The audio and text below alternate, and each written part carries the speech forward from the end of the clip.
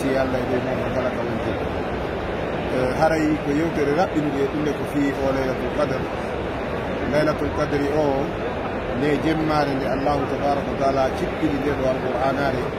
o ittinde ka lawhil mahfuz o addinde ka sama'u dunia ka asama adno ɗo e nokkure ka wiyete ɗon baytul izza mano wiye baytul ma'un. o wiyen kanko Allahu tabaraka wa taala inna anzalnahu fi laylatin mubaraka, min tellini nde ɗo alqur'anare e jemma barkinare. e simore ndeya o wiyen inna anzalnahu fi laylatul qadr, min jippini nde ɗo alqur'anare e jemma eɓɓore jemma ɓangambuyi. haray musidɓe juɓɓe tedduɓe nde ɗo jemmare Allahu tabaraka wa taala yewti en ɓural mayre o wi en laylatul qadri hayrum min alfi shahr. laylatul qadri oɗo jemma emo ɓuri moƴƴude lebbi wulure. lebbi wulure ko hawrata ko duuɓi 83 e lebbi, ɗum woni lebbi wulure. joni noon dewal ngal waɗata e jemma laylatul qadri, so tawi a jaɓanama ngal dewal ɗum haray baraji maggal ɗon hino ɓuri dewal ngal waɗuɗa e jemmaje ɗe laylatul qadri ala e muɗum wulure, ɗum woni duuɓi 83 e lebbi, ko tawata wona farillaji ɗi. joni masalan julde ma naafe nden ko naafuɗa kon ka laylatul qadri ɓurata baraji julde farilla ko wona laylatul qadri. kono naafe ɗe naafuɗa ɗen ka jemma laylatul qadri darde joni wiyen darde ma wotere ma darde ɗiɗi ko naafuɗa e jemmade laylatul qadri ni no ɓuri naafe ma lebbi wulure, no ɓuri naafe ko naafuɗa duuɓi 83 e lebbi. baraji ko tottuɗa kadi farilla ko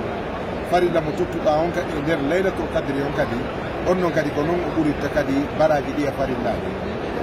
idan Allahu tabaraka wa taala hokki e ngoɗo jemma ɗeɗo mofte islam tawde koye yimɓe lowɓe,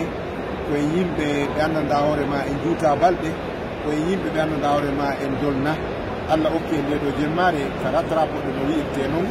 fii ka hewtitoɗen moftaluji feƴƴunoɗe. haray hiɗen torondira ndeɗo jemmare laylatul qadri annabijo sallllahu alayhi wa sallam ɓe maaki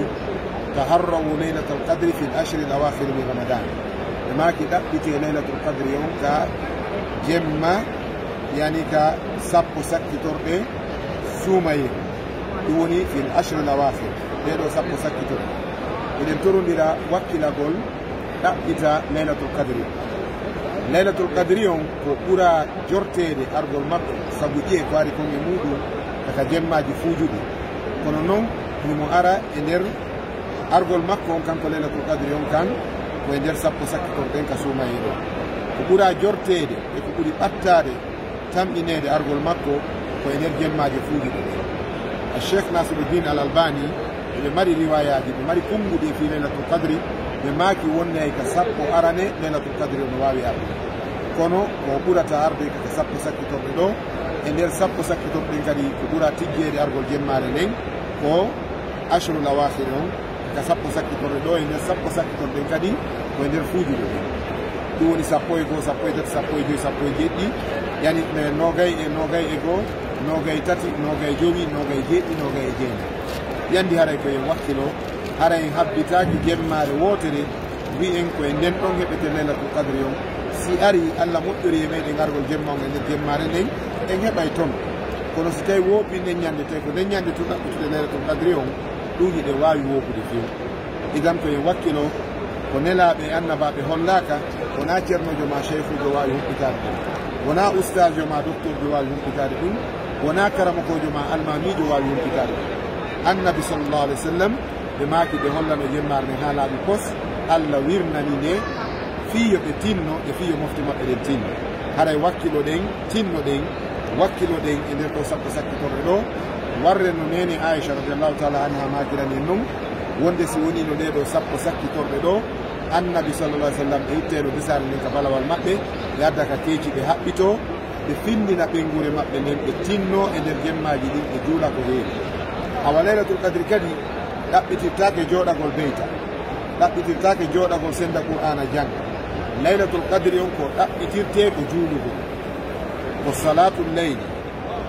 laylatul qadri on ko ɗaɓɓitirte ko bisalati fil leyli, ko juulugol e nder jemma on juula. ɗum noon naabe joofina qur'ana on naabe janga ka ɓoran ka ɓorina, ko ya ɓeto tum yeru ko ɓorinɗa ko ɓe qur'ana janga ɗum ɗo faqra ma tayassara min al qur'an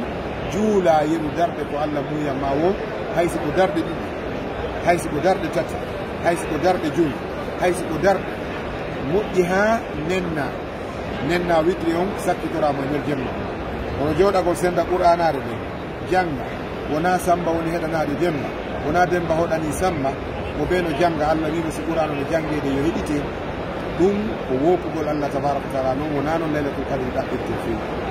ko ɗaɓɓitirte ko immago juula ko selli kon ka bindi ko moƴƴuɓe aranɗo ɓe warrayno noon ko juulugol e nder jemmaje ɗen delajo allah hawrindina e on tigi e jemma on ko jemma wañeteɗo ko ɗaɓɓiteteɗo yo allah hawrindini e makko inchallah haara jama o no weltana ko duwana hayɓe tori allah ala hokku en jemmare nden o hokka e moƴƴiri ko nder muɗum musidɓe meɗen seeniɓe umra on ɓe fof yo allahu tabaraka wa taala jaɓanɓe umra on hara en tewtaki yimɓe feetuɓe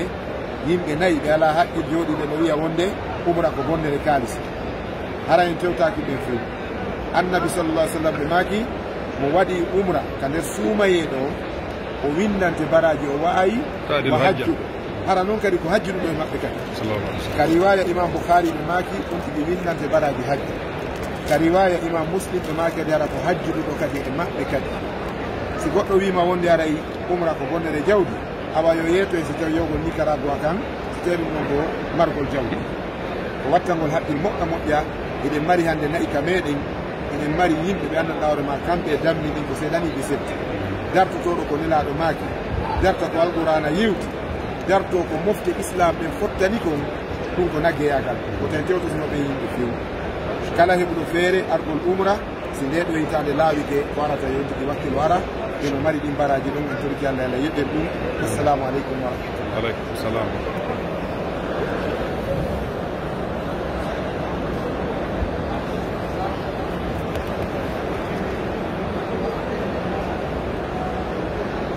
Cheikh Souleymane ɗo mari konngol ɓeydetegol e bange ko yewɗen kon ɗo inchallah bismillah rahmani rahim summa salatu wassalamu ala rasulillahi wa ala alihi wa sahbihi wa sallam. Assalamu aleykum wa rahmatullahi wa barakatuh ayuha almustami'un wal mustami'an fi masariqi al ardi wa magharibiha haray salmini on salminago islam o atti kon taw yetti allah subhanahu wa taala en jarni nelaɗo ɗum mouhammadin sallallah alih w sallam en juuli e maɓɓe haray e yetti allah subahana taala ko juutini balɗe men kon ha nduɗo lewru wawi en tawde haray en nani ko sayf meɗen o yewti ɗo kon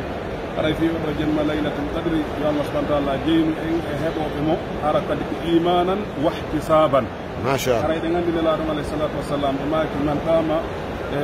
laylatal qadri imanan wahtisaban gufira lahu ma taqaddama min dambihi haray wata en welsidu ha nde ɗo moƴƴere fuuto en ɗum ɗo ko gañaari molanani ni allah tawni en hiɗen selli haray en yettimo en jarnimo en torkimo yo jaɓan haray mi arta kadi kaɓe maaki ɗon hella ka umra ɗo haray yen anndu fayda wiyete ko enen hella ka meɗen ɗon koye fuɗɗade argol meɗen umra ko ɗuuɗe meɗen koye fuɗɗade ɗum wonɗen tigi haray no woodi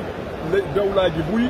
feƴƴitiɗen e nden ɗon moƴƴere haray ko heɓoto ɗon ka masjidul haram ɗo e ka masjidul nabawi e ɗiɗo leydi allah barkinadi heɓata ko hay nokku e hoore leydi subhanahu wa taala o wayi noon o ko sarafu zaman e saraful makar ko ɗum ɗon hawtoniri ɗon sa juuliɗo darde woto no ɓuri darde ɗuuji temedere taw on tigui heɓo moyen o añana hoore makko ɗum ɗo ko waɗi noon buyi hande no waalade feƴƴina ɓe acca ɓiɓɓe sinaɓen ɓe allah yurmaɓe heɓata e nder ɓe ɓiɓɓe maɓɓe ɗon du'antoɓe ɓe joni noon so tawi hiɗa mari jawdi a wakkilaki ƴetiɗa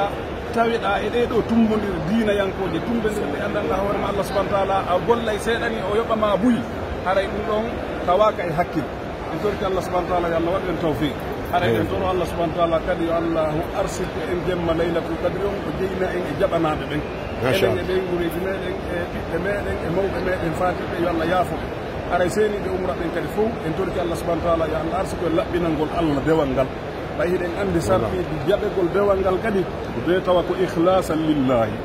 hay si yimɓe ɓen immi kaari yeehi umra ko yiingo o woni ina ɗum ɗo watta golle makko ɗe yiingo ko so tawi ko ɗum o fiɓi ka ɓernde makko haray koye wakkilo laɓɓinen anniyeji meɗen ɗin tinnoɗen e dewal ngal toroɗen allah subahana taala du'anoɗen kadi leydi men ndin kadi hara e welsidaki surtout ɓe tawi allah subahana taala newnaniɓe seenagol umra ɗo e wonɓe jannguɓe ga